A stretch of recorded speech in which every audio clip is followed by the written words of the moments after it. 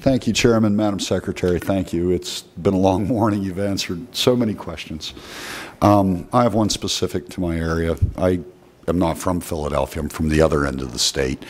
And the Federal Environmental Protection Agency, using the Clean Air Act, just improved my life by shutting down 7 power plants.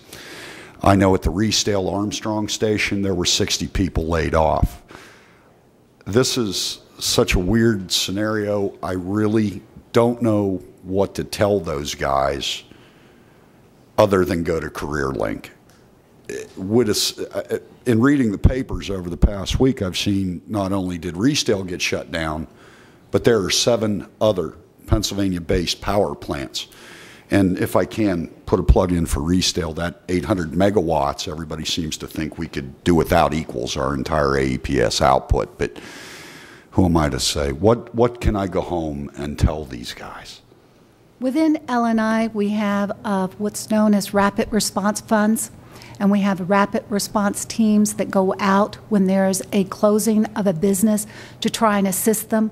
So it's almost an on-site of CareerLink, so to speak. We are looking very closely at these in terms of trying to now place these individuals in like positions. What I can tell you is that we have the services available, and we're putting together almost SWAT teams to try and go and address that. So it's not just wandering into a CareerLink one by one, but to try and help them as a group for their unique needs. Plus, they've got a unique skill set that we now try to capture and find jobs for them. Thank you very much. That's a very informative answer. Could you please put Resdale on that list of visits? First Energy, who bought out Allegheny Power, which was our supplier,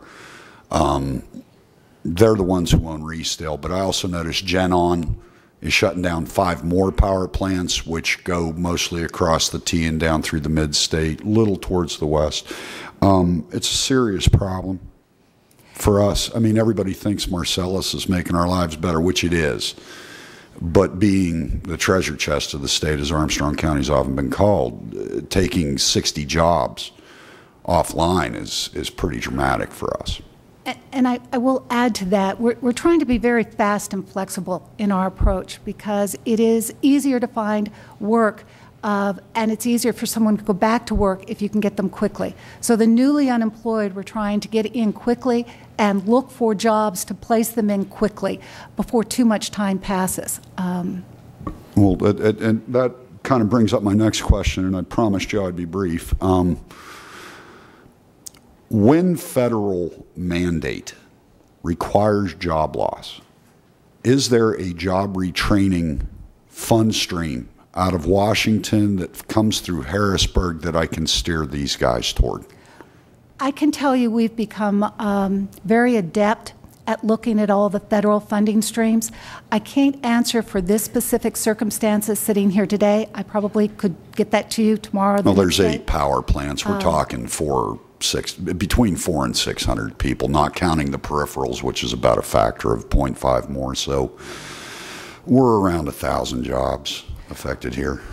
One of the first things we've started to do, and this really sort of started with the floods, as soon as there is a group of individuals that are dislocated from their work, we have existing dislocated funds for the dislocated worker from the federal government that we can utilize.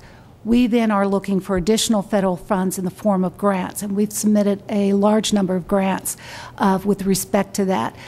We can look at that for your area and for those thousands of individuals affected by this. Well, I want to thank you, Madam Secretary. That's about the first glimpse of light coming through the clouds we've had about Resdale in a couple of weeks. And thank you, Mr. Chairman. Thank you.